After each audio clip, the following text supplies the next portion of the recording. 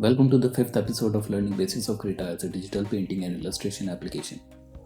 Now that we have covered the basics of navigation, using layers and some basic selection and perspective process, we are good to go for a real drawing and painting stuff. Again, you don't need to use all these features to create art. In fact, some tools I rarely used according to each drawing, like the perspective tool, but since we are learning a digital painting application, might as well use its tools to make life more simpler. Further, we will not only revise what we have learned till now, we will also learn few more stuff. By the way, I use a very specific brush set in Krita from Radiance called Rad Brush, but for this video we will stick to using default brush sets. Also, you don't need to follow the steps exactly the same. We are aiming for a semi-realistic type of drawing here, so go berserk.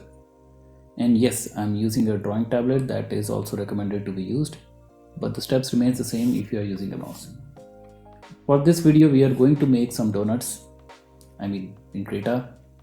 Donut seems to be a good starting point for Blender 3D, and I thought why not go for Krita 2. Let's get started. Fire up Krita and create a new image and choose a resolution as per your liking. I am starting with 4960 by 3508, but this resolution might be a bit too hard for some light PCs. So you can maybe start with full HD type resolution. First order is to get some reference. Using reference to draw is not a cheating at all. So if you're doing it, remember, all the great artists are also using reference to get some real inspiration. In your browser, search for donut and just right click some images and copy. Paste this in Krita, which will in turn create a new layer with these images.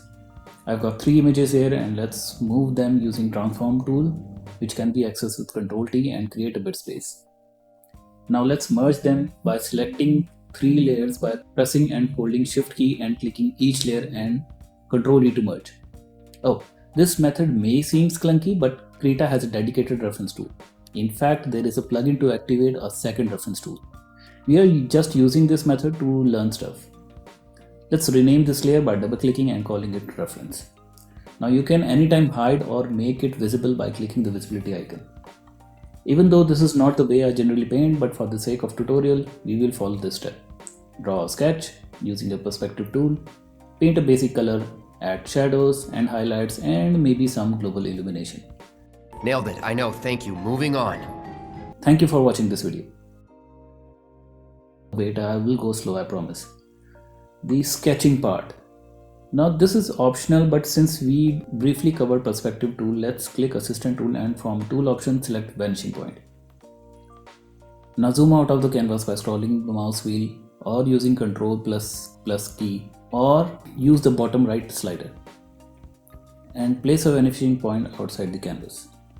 Go to brush presets and select paint from drop down. Go to brush mode, just press B to use brush tool and we will use this brush. I'm thinking of getting 2 donuts on a plate.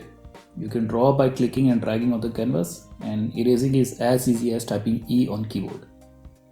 Brush size can be increased and decreased by pressing and holding Shift key and dragging, or just use the slider on top.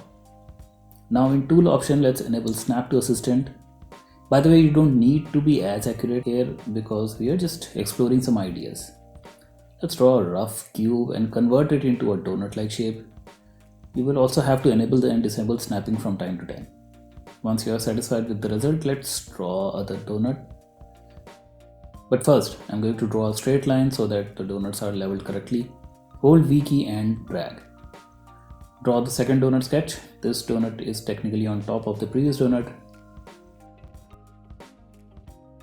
Okay, this looks good enough. Let's call this layer sketch. Naming helps you in organizing your drawing and helps you remember which layer was used for which purpose. After some experience or laziness, you can partially ignore this, but at this stage naming is of utmost importance. Even with super complex work, layer renaming helps a lot. For the background, let's choose a mid-tone for now, but the layer is locked. Remember, let's unlock it and drag and drop grayish color which is not too dark. Now below the sketch layer, let's add new layer. Why? Because top layer will overshadow the base layer, and thus we will be able to see our sketch all the time even if we paint below. But maybe we can reduce the opacity of the sketch layer so that the below layer can be more visible. Select the sketch layer, reduce the opacity by sliding this on the top. How many elements are we going to draw? Well, a bread, a glaze, and maybe some sprinkles. That too for 2 donuts. So we need 6 layers and 1 for a plate. This way we can easily paint different type of glaze more easily. So 1 layer for the bread, let's call it base donut 1. 1 layer for the other bread, let's call it base donut 2. Now remember, one donut is overlapping the other, thus the overlapping donut must be on the top of the other layer. Top layer will overshadow the below layer. Add a layer on top of the donut layer. This will be the glaze, let's call it base glaze 1, and for the other let's call it base glaze 2. We will also add a layer just above the background and below the donut and call it plate, because we need a plate. We will now paint a base color. Just pick color from any reference images by pressing and holding Ctrl key and clicking the pixel. You don't have to click the reference layer to get this to work. Paint the base layer color for each glaze. I will go pink for one, chocolate for other, and white for our beloved plate. And similarly some brown colors for our bread. Now that everything is in place, let's remove our sketch layer and finish the base color as best as possible. Remember not to paint on wrong layer. Select the layer by pressing Ctrl R and clicking the color and paint. Krita will automatically select the colored layer.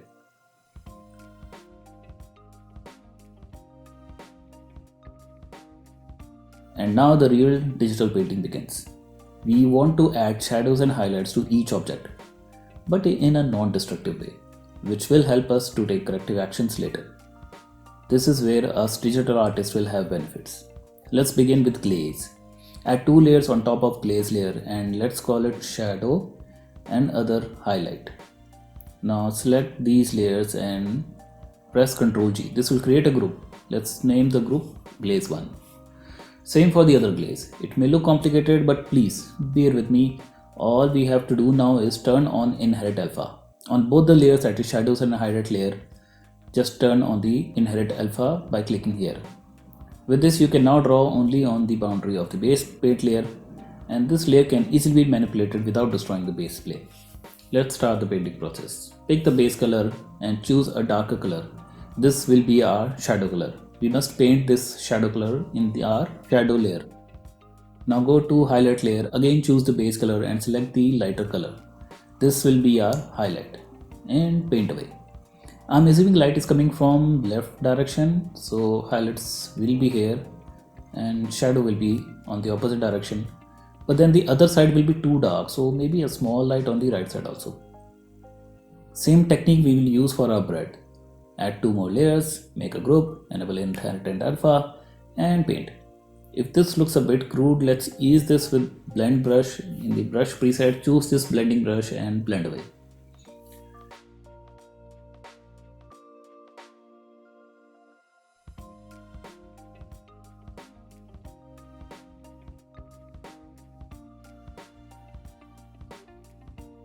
We would also repeat the process for sparkles, but these are small elements, so instead of inherit and alpha, we will use alpha lock.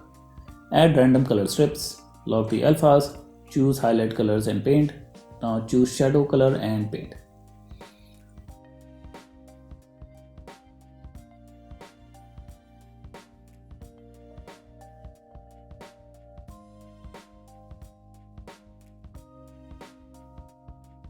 Now that the initial painting is done, we can go adventurous enough and combine these groups in one major group called donut group.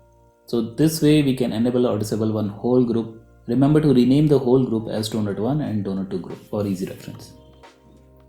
After all this, I have added a global illumination layer. Didn't have to be complicated, so I did it on top. What is global illumination? You can watch our Blender video Basics of Lighting, which explains how direct and indirect lighting works. Yes, 3D concepts works in 2D too. And one shadow layer for plate. The glaze must be very shiny, so I've added a specular layer on top and painted white specks at area where light is hitting. Okay guys, so I know this is not the best, but if you keep at it for 4 to 5 hours, then I'm sure we will get a very beautiful output. Remember, time is the key. The more you invest, the better your drawing and painting would become. So now we have revised most of what we have learned from past exercises, and I'm excited to see what you guys have done with this tutorial. Till we meet again. Bye bye.